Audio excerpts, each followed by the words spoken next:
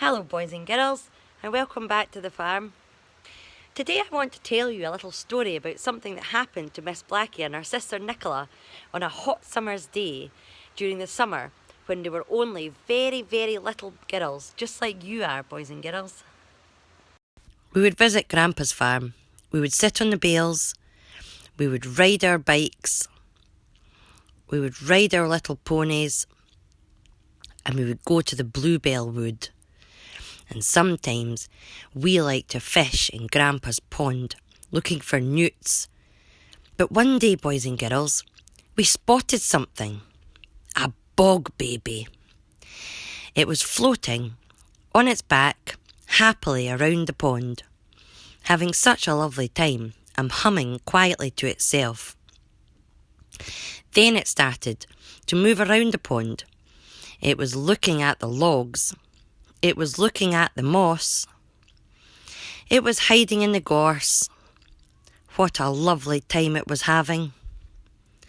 It was digging in the sand and playing with the little pebbles.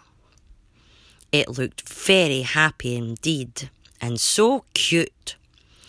We saw it climbing in the rashes. Up and down he went in the summer sun. He liked to sit by the daisies, and we noticed how his little wings were only the size of the petals of the daisies.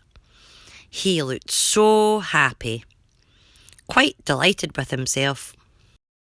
We watched him as he was admiring the snowdrops that had just popped up around the pond. And we watched him sniffing the lovely heather that surrounded the pond too. We also watched him gobbling up some little berries nearby. Then, boys and girls, we did something really naughty, even though we weren't naughty girls. We decided to put the little bog baby in a jar and bring it home to the farm. We kept it in a little fish tank in the barn, and we put lots of pretty things in it, shells and fossils, and little fancy stones. But we were suddenly aware that the little bog baby seemed really sad. He got sadder and sadder. We knew what to do. We would feed it some cake crumbs. That should cheer it up. We loved eating the little buns that Granny made, but this little bog baby wasn't interested. We couldn't understand it. We tried to persuade him to taste a wee bit. We tried singing the bog baby some songs, and still he looked very worried. He didn't look happy at all. We knew what would cheer it up. We could take it to school in a little case. Then it could play with all of our friends at school. When we got to school, we opened the case. The teacher squealed and the boys and girls looked delighted.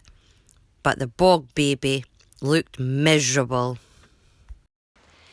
So boys and girls, we were getting a bit worried about our little bog baby. It didn't look very happy living in the barn with us.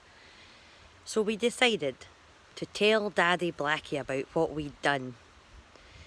And he decided that the best thing for the bog baby was to be returned to the pond, in the boggy bit just where we had found him, as that, boys and girls, was where he belonged. So we popped him back in our jar and we took him back to the bog, and he looked delighted to be there. He quickly began swimming on his back, flicking his little toes in the water. He soon began to play with the logs again and look at the moss, just like he had before.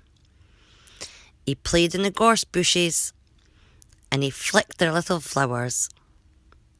He played in the sand and he played with the pebbles. He was so happy, delighted even. He swung and played in the rashes. He climbed up and down and up and down, and his wee smile was a mile wide. He went to find the little daisies again. How he loved being at the pond, boys and girls. We watched him sniffing the flowers again. He loved that. And he hid in the heather like he had before. And unlike the cake crumbs that he didn't enjoy, he was back eating the berries again. As the sun set on the farm, boys and girls, we thought about our little bog baby friend. And we realised that nature is best where nature belongs. And we were happy to think of the little bog baby back in his bog, happy again. See you again tomorrow, boys and girls. Bye-bye.